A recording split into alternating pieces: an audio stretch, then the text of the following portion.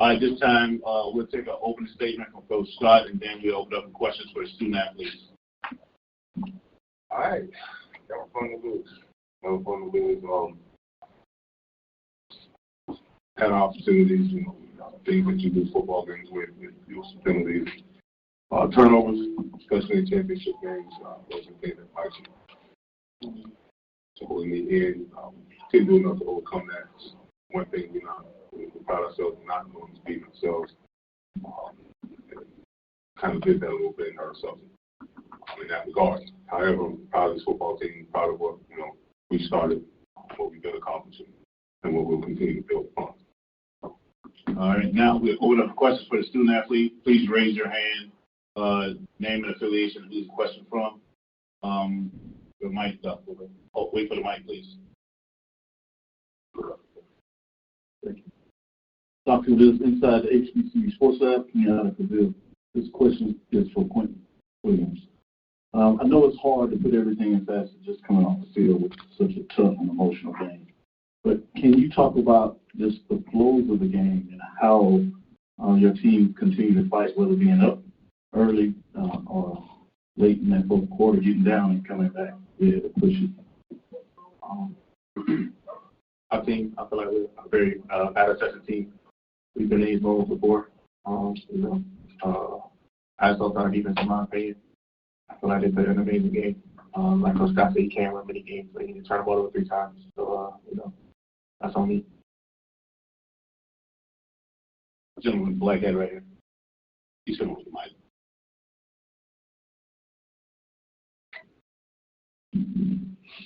This question for Quinn, Mayfield Hurd, Career Sports Network.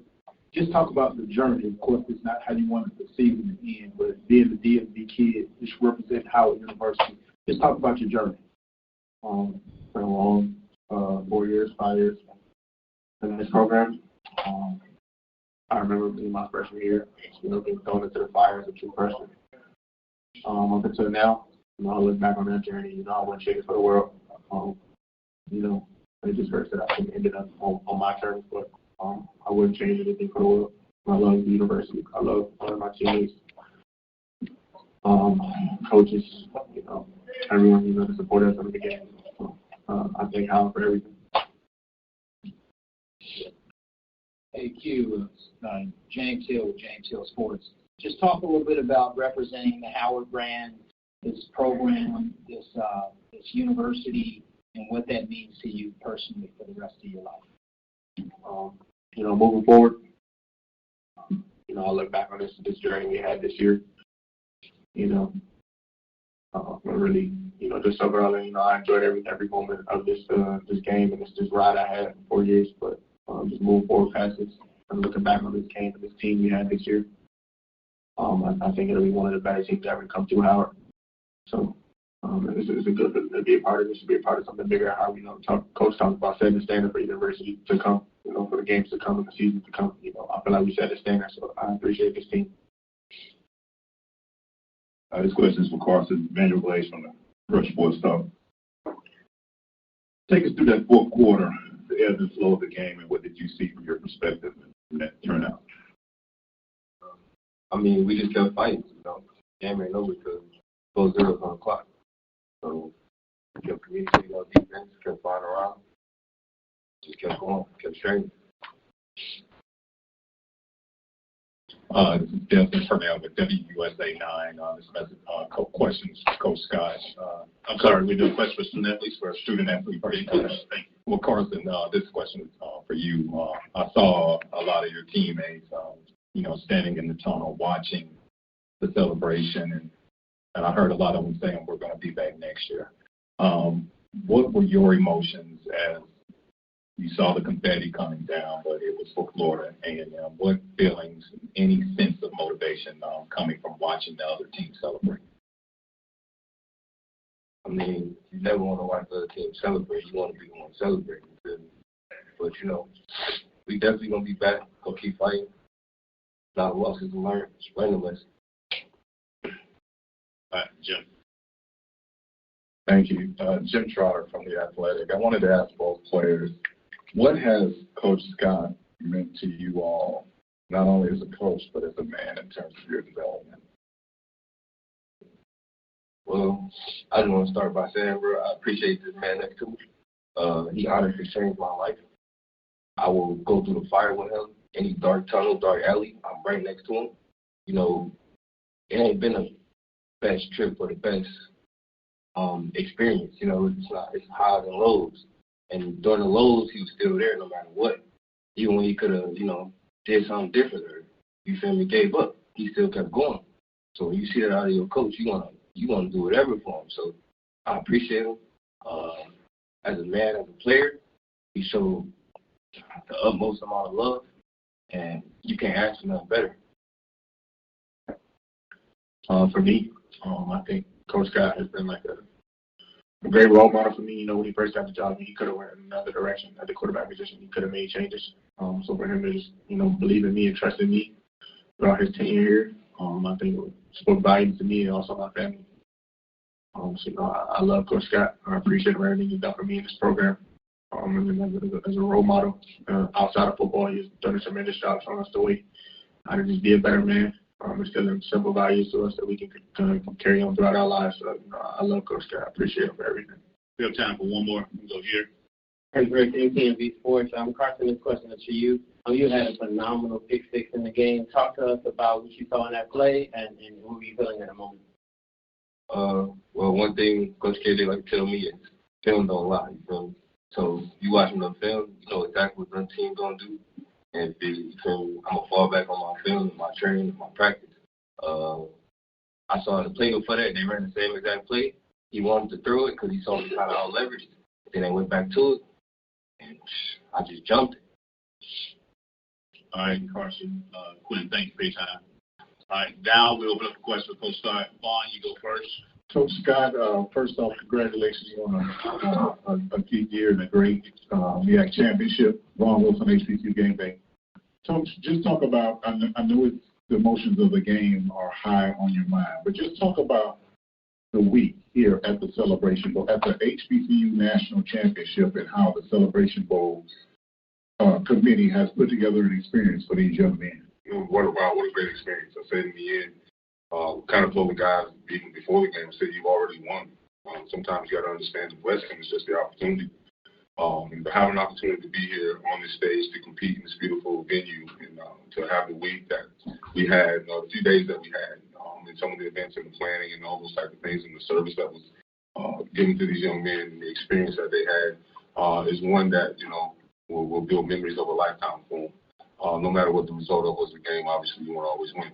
However, they won. What a fantastic experience, and I think more HBCUs, more sponsorship, more of this needs to happen across the scope to continue to build this for not only just the Celebration Bowl participants, but across the scope of HBCU football. Coach Mark Shaw with Miami Times. Just can you touch on and expound on the ability to have this game on national television, exposing HBCUs to the global landscape?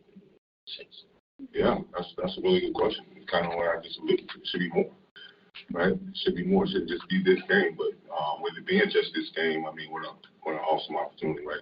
You kick off bowl season and in Atlanta, which is a hub for a lot of great bowl games and SEC championship games and championship games, and to have our championship game here hosted in Atlanta in this beautiful venue is nothing short of amazing. Just wish we could start to build that across the landscape of HBCU football a little more. Coach Scott back here in the back. Dwayne Nash with the Guard HBCU Sports and Hero Sports. Got a little dusty in here when your players were talking about you. But I wanted you to get your perspective of what you thought of Howard's program when you first got hired. There was a little bit of turmoil back in 2019 and you come into the program and the journey that you went through with the players in that journey as well. Sometimes jobs choose you, right? Situations choose you. You don't choose it. I'm a true person that believes in following my heart.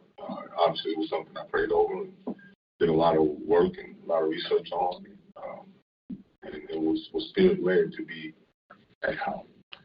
So I went into the job with my heart open, mind open. Knew there was a lot of work to do. Knew you had to roll up our sleeves, get dirty. We had a lot of things to clean up, from academics to mindset, mentality, to just the approach towards everything. I mean, we have a lot of work to do. But we were for it. We were ready for it. Our administration and our ED gave me some of the things that we needed to make sure that we put the right people in place. Because at the end of the day, I've never seen a building make a football player a better player. I've never seen any of those things, all these shiny moves that make people better people. People build people. And so when you give me the opportunity to make sure I surrounded myself with men that cared about young men, and we were going to pour into them, I knew we were going to give ourselves a chance. It's just a matter of time. Good time for three more. This gentleman, Luke and Dr. Cordell. How's it going, Coach Scott? Jared Hoffman with HBCSports.com. So you guys had a very strong start, and you were going against a team that, is not known for having the best starts in games. Was that a point of emphasis throughout the week to get out to a fast start and jump on them quickly? That's a good question. No, our start is always to start fast. That's kind of one of our motives. We want to start fast, persevere through, and finish. And that's just what it is. And so, you get out to a fast start, but when you play a championship game, you have to be able to sustain, right? Keep the discipline, keep the accountability, all those things all the way through. And that's the task, right, for 60 minutes, to play all the way through the ebbs and flows, the ups and downs. Those things. And I think we did that a little bit. We just, fell a little short in the end. But they battled. They hit us. We hit them back. We battled. We hit them back. We hit them back. So at the end of the day, that's what you expect from, I've been in these games before. That's what you expect when you get to this type of football game. You got two really good teams, and it's going to be a 4-quarter game. And Luke and Dr. Cordell. Luke Williams from the Black College Sports Page, Coach. Congratulations on a great season. What was it about FAMU's defense? What were they doing that particularly gave you problems? I know it was problems maybe running the ball and obviously the 3 kicks by Quinn. No, I mean, everything that you saw on tape, you look at sometimes it's just a personnel thing. I like to call some guys erasers, right? Even when guys are wrong, they have the speed and athleticism to make it right. And so when you're playing against a team like that, they stay optimistic. A tip ball here could be a pick. Speed off an edge can cause quarterback to step up and make an errant throw at times. So it was just one of those deals where I knew we were going to have to stay the course and kind of stay balanced and not let them just dial in one thing, pay their ears back in the passing game and rush the passer or, stack up against us in the run and just stop the run. So you had to continue to try to stay balanced and keep them off balance a little bit. And those athletes kind of, put them in, stress them a little bit with balance and different calls and different formations and things like that. And I think for the most part, we were able to do that at times. And then there was critical times where we just didn't get it done. We didn't execute or, have a guy run scot-free and protection breaks out. I mean, we had guys open. You go back and watch it, there were tons of times where we've been able to have the time. It could have been a different ballgame. All right, Monica, what question, Dr. Cordell? Kenyatta Camille, Dr. Mills, inside the HBCU Sports Lab. Coach Scott, congratulations on a tremendous season. I know it may not feel like that now with everything. But I wanted to ask you particularly about your defense. What were some of the things that made your defense extremely effective against what many people believe is a pretty potent offensive team for FAMU? Well, I think we kind of took away some of the things that they wanted to do. I mean, for the most part, we kind of nullified the run game. What they did was just get us with some kind of casualty things where you have eye discipline issues and those type of things, and we're able to get guys open on backside wheel routes and stuff like that. Kudos to them for seeing that, but we'll be able to look at that and see that was as much us having what we call dirty eyes and having your eyes in the backfield as opposed to on your man and things like that they took advantage of. But no more than less they take advantage of. But I think we did a good job of early, trying to take away some of the things that they want to do. We know that they're an explosive team. And early we kind of nullified the explosive plays and try to force them to take a long hard way, which was working to our benefit. All right, Coach, once again, thank you. FAMU, be with us in just a second. Thank you, Coach.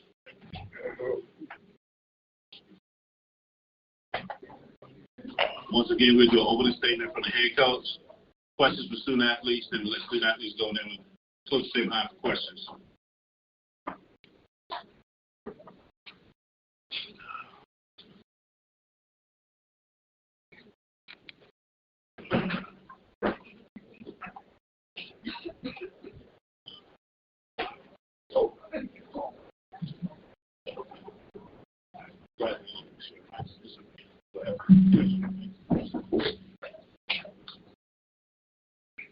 All right, this time we're having to be joined by Florida A&M University. We'll start with an opening statement from Coach Simmons. Thank you guys again for being here. Truly exciting day. Great day to be a Rattler. Can't say enough about these guys. Just what they've had to overcome and endure this season. You know, we knew coming into the season that we had a chance to be special, but we knew it wasn't going to be given to us easy. You know, so again, they did what we asked. They scratched, they clawed, they bled, they sweated, they cried even, and they just went to work every day, regardless of what we threw at them, regardless of what we asked them to do.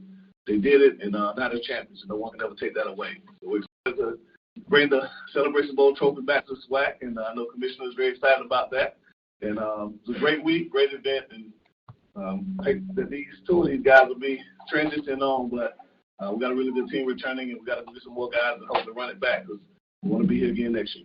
All right, at this time, we go to the question student athletes. Young man right here, orange.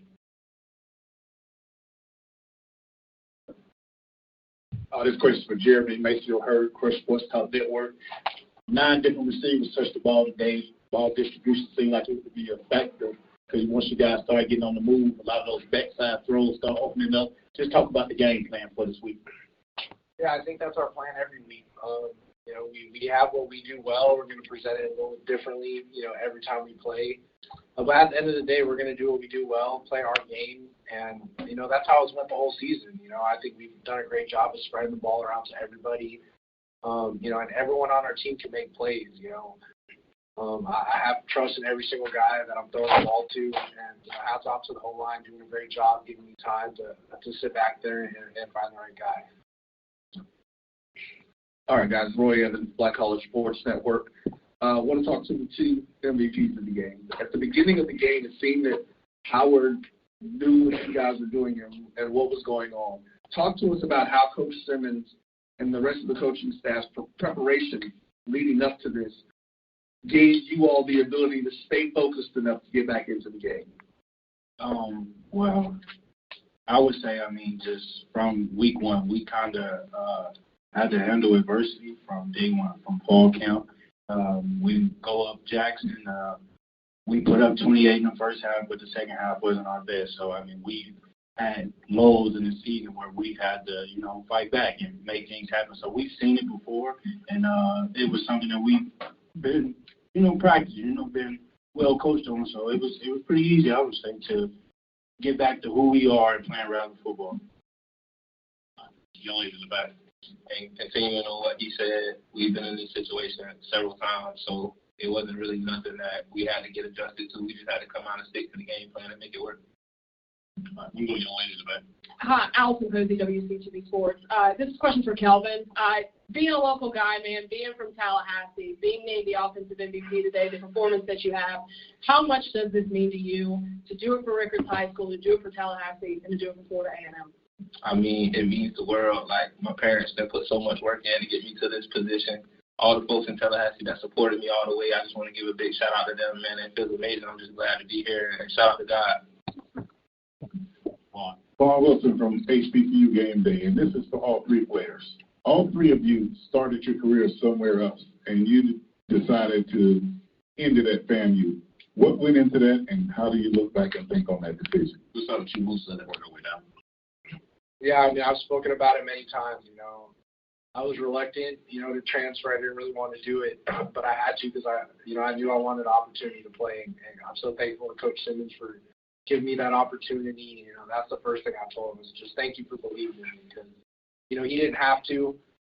Yeah, I hadn't played. You know, I had 1 season of JUCO film, and you know, he saw something in me, the same thing that I saw myself, and you know, I wouldn't have changed that decision for the world. I'm so thankful to be a part of this team. Big shout out to Coach Simmons. He told me when I was committing here, like, listen, you coming here to win the championship, and all the goals and stuff that he's told me, it came to fruition. So I just want to give a big shout out to him. You know, we battled plenty of adversity, and we came through it. So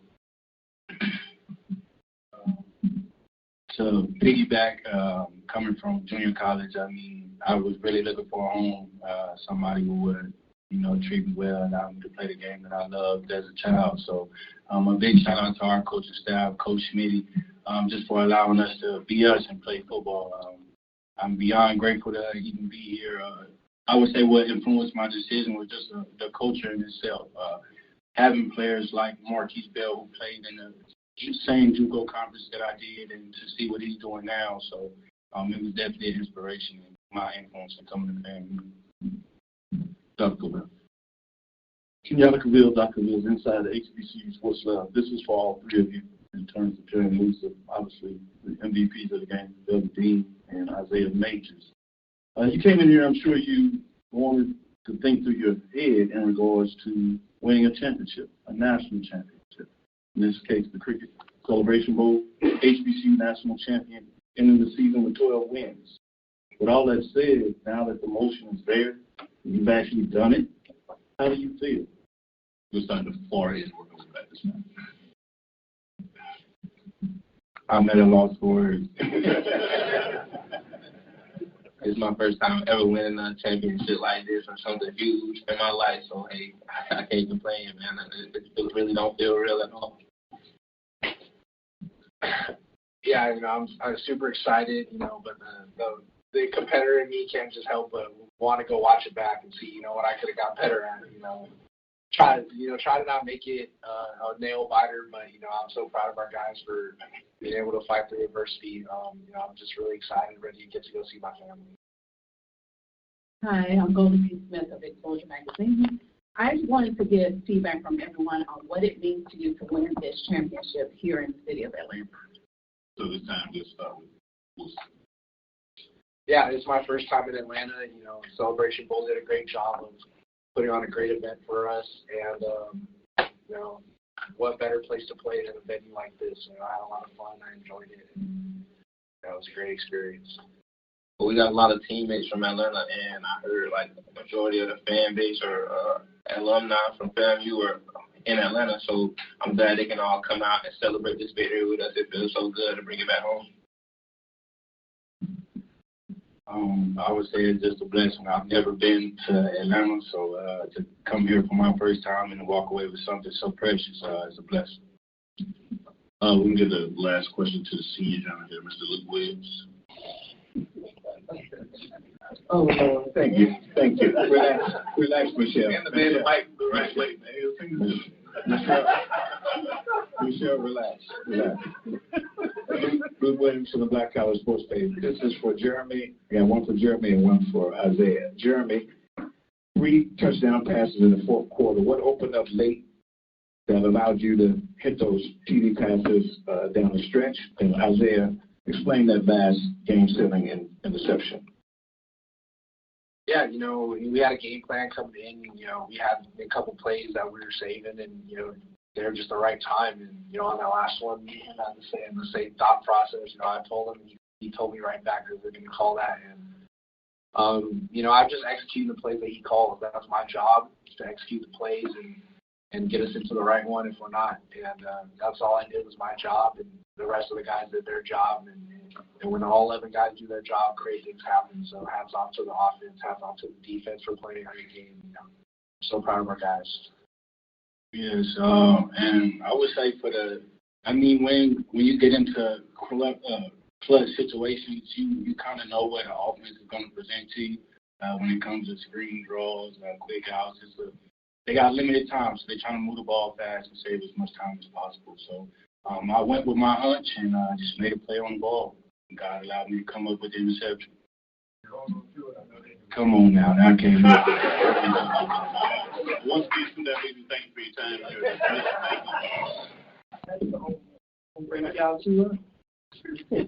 At this time, we're going to open up a question for the coach. This young man in front is going to go first. Again, with Mike Holmes. Charles Odom with Associated Press to follow up on the question about the fourth quarter, 16-10 going into the fourth, and suddenly they seem to find something that just corrects something with Jeremy and Kelvin. What can you talk about? What you saw? He said waiting for the right time or holding on to something late, but I'm sure you were not wanting to wait to produce offense. Well, obviously, we had a game plan, and they were doing things to neutralize a lot of our earlier thought processes. And so we knew there were a bunch of man coverage there. when you're in man, it's hard to kind of track the back out of the backfield. And so we were able to get a couple of plays with Kevin Dean sneaking out of the backfield and matched up one-on-one versus a linebacker. He's a very dynamic player, and so it's hard for linebackers to run with him. And Moose did a great job. The offensive line did a great job to protect him. And he was able to find him late. And then the last one was kind of a trick play that we had worked on for weeks. Kind of held on to it. Luckily, we didn't have to pull it out the bag early. It was tossed back to the quarterback and the deep throw to Jamarie and executed to perfection. I tell you, it never worked in practice. We're not going to run the play because it looked terrible every time we ran it. But they said, Coach, run the play. Have faith in us. And faith is our first word. And at that time, I said, hey, we did a play. We called it, and they executed it perfectly. So thank God I didn't go with my right mind. We probably would have run that one. We'll go right here, Michelle. Hey, how y'all doing? Gerald Thomas, kind of like the Democrat was going on, Coach. So, congratulations on the Black College Football National Championship Celebration Bowl victory. And, Coach, I know I know it's kind of soon to really reflect on the season, but you came here at FAMU. You came here to FAMU and got hired in 2017. 2018 was your first season. And, of course, your job was to bring that winning culture back. You left 3 winning seasons at Prairie View A&M, came here. It's been an adverse journey for you here at FAMU just with each year. Can you just reflect on it a little bit and talk about your journey here and how it's a happy ending with the championship? Yeah, obviously we came here in 2018. We came with a goal to build a championship culture. That's the last goal that we have. We have our 7 goals that we start the season with. The 6th goal is the Celebration Bowl. And we checked off every box, and the 6th one was accomplished today. The last goal is to build a sustainable championship culture. And that's year to year. That's not just 1 year. So it's what we do in recruitment. It's what we do academically. It's everything that we do within this program to sustain success, and that's the goal. So just thankful to our administration, thankful to our fan base, everyone who supports our program because, we're not here because of being alone. We're here because everyone that loves Orange and Green supports these young men, and it feels great to finally be able to hoist that trophy after such a long time. Yeah, man, the front, and you sir. Can't choose a little coach over Mike. Man, how you get in here? I don't know, man. We got a register. Got a register too. Mike Prince told me to say congratulations. Coach, how you do it? Because in the first half, a lot of games you was down in the halftime. You came back. Everybody got a second half team. How were you feeling today about the championship game and how it was playing so well? Well, the fun thing was, I told the team at halftime, we played our worst half of football all season and we're down 6. So for us, if we just settle down and play, the championship games are a little unique. We talked to the guys about it's the next game up. No game is bigger than any other game, but it's a championship. So our team position, Dr. Rowe, after pregame came to me, was like, Coach, you had to talk to the team. Like, I see some looks in their eyes like this doesn't seem like a regular game to them. And so we came out with championship jitters. We did some things uncharacteristically. First kick, Mike Smith been an amazing kicker all year. The first kickoff, he kicks the ball straight down the middle of the field and lands on the 20. And so we just had to get out of our own way in that first half, settle down. And once we were able to do that, we came out and played really good football. But we've been a second-half team all season aside from the Orange Blossom Classic. But that's the way we train. We train to be the better conditioned team and the team that's able to be the last team standing. Coach Mark. That's your turn. What's going on, Coach? Jared Hoffman, HBC Sports. You talked about your team's slow start, but no matter how many slow starts you guys have had this season, one thing that's always remained the same is that your defense has always been a great equalizer, and that was no different tonight with ended the game with 2 interceptions in the last 2 drives. What is it like having a defense like that in this game and all season where no matter what happens throughout the flow of the game, your defense is always there to make a play for you? Well, there's a little cliche in football, the defense wins championships. And it holds true with this bunch. We said at the start of the season, my first interview, I made a bold proclamation. I said, this group has a chance to be the best defense in America. And after 25 practices, going against them every day, I knew it. We were deep at every position. We had speed, we had athleticism, we had size. We just had to bring it all together. And those guys were totally committed to what we've done on defensively, listening to Coach Smith and the other coaches. And when we scored that last touchdown, and I looked up at the clock, and I said, we put it in our defense's hands, I relaxed. I kind of took a deep breath because I knew that those guys would stand up and answer the call like they've done all season. And just so proud of that unit. And if anybody in the SWAC questions whether Isaiah Major is the best defensive player in the country, they weren't watching today's game. Coach Mark Starr with Miami Times, congratulations on the Celebration Bowl victory. First, I just want to ask you as far as putting them on the national stage, as far as playing on ABC, what does that mean for the university having the first national game, playing on national television? Well, obviously this is the big boy of them all. All eyes were on this game. We told the guys that going into the season, and every chance we get to play on national television, we've been blessed to play on TV a few times this year, but to be on this stage, we get a chance to represent Florida A&M University. There's a student somewhere in the far-reaching parts of this country who before today probably never really heard of an HBCU or never really looked deep into an HBCU. I think they're going to get on Google today and kind of look and see what FAMU is all about. And hopefully they do, because they have a chance to get a degree from the #1 public HBCU in America, a top 100 public institution nationally. It's a school that produces the best and the brightest in this world. And so I think every chance we get, we're thankful for that opportunity. Thankful to ABC, thankful to the Cricket Celebration Bowl, ESPN, everyone who plays a hand in this, because it does put HBCUs on the spotlight, and we don't get that very often. Vaughn Wilson, and then we'll come over here.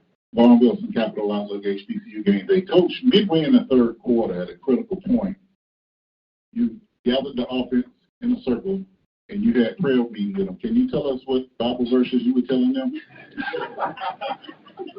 Probably some of the same ones I used all year. Just challenging the guys. I really challenge the offensive line. Games like this, again, it's going to be one in the trenches. And so, we had some blunders here and there, some missed assignments, some missed protections. Some penalties that really hurt us. Personal fouls. We had 2 linemen get personal fouls, 1 get ejected. And so that, we cannot continue to play that way if we want to truly be champions in life. You got to be able to be calm in critical situations. And it's a life lesson. It's something we continue to talk to our young men about. Football is an intense game, but you got to be able to play with your head. And I thought today sometimes our guys kind of got outside of themselves. So just try to bring them in and settle them down to play together as a family. And when we do that, man, people see we're basically a big Wilson Jackson, Sports Illustrated. Coach, we talked before this game. You talked about your players becoming more men outside of just being players. You also talked about how your parents prepared you for this moment. Now that you've won this, how do you feel about that? Yeah, I firmly believe that coaching is our ministry. There's so many life lessons that we learn through this game. You learn how to overcome adversity. You learn how to pick yourself up when you're knocked down. You learn how to work together as a team. Very rarely in this life you're going to be successful doing it by yourself. And football is a ultimate sport because it takes all 11 guys to do it the right way for the player to be successful. And so when you continue to emphasize those principles every day, we say the same thing everyone else says: the way you do anything is the way you do everything. And so if you want to be a champion football team, there's certain traits that you got to have. There's certain characteristics that you have to display all the time. Well, guess what? You take those same things to the classroom, you'll be a successful student. Bless you. You take those same things out in the community, you'll be successful in life. And so that's why football is such a critical part of our foundation here, because we really try to apply those principles across the board. So to see them excited about this championship, I told them in the locker room, now that you're champions, the expectation is that you stay a champion, that you go be a champion tonight, that you make good decisions, that tomorrow in the offseason, continue to be champions, and no one can ever take that away from you. So we just want to continue to instill those values in our young men, and I tip my hat to them for continuing to believe in us. Jamie Walker, Black College Sports Network. Coach, there's a lot of banter that goes in when it comes to the Celebration Bowl, in that the amount of time that the MEAC has versus the SWAC has, whether because of the championship game. What was the secret sauce tonight for you to kind of break through this, being only the second SWAC squad to win at the Graham? Well, it's 60 minutes of football. I told them after that first touchdown they scored, hey, the game isn't over, right? We got a lot of football left to play, even after the second touchdown. We just have to continue to fight, continue to believe. The 7 words that we use within this program, you can apply them at all points throughout the game. We did start fast. That's one thing that we wanted to do. But the main thing, after you go down 14-0, now you got to have some faith, and you got to continue to fight. And our guys did that. Then once we took a lead in the second half, now it's about finishing. And the whole time we wanted to make sure that we enjoyed this moment, had fun. And like I told them at halftime, we do it together as a family. Nobody can beat us. And so we had to pull all 7 Fs today. And that's what it takes to win championships. And again, I couldn't be more proud of these guys for just continuing to embody everything that Florida A&M is all about. Time for 2 more. Young lady in the back and one of these gentlemen in the front. Hey, Coach, I know you already know this because you're a history buff, especially when it comes to FAMU, but it's been 45 years to the day that Division I AA title was won, December 16th, 1978.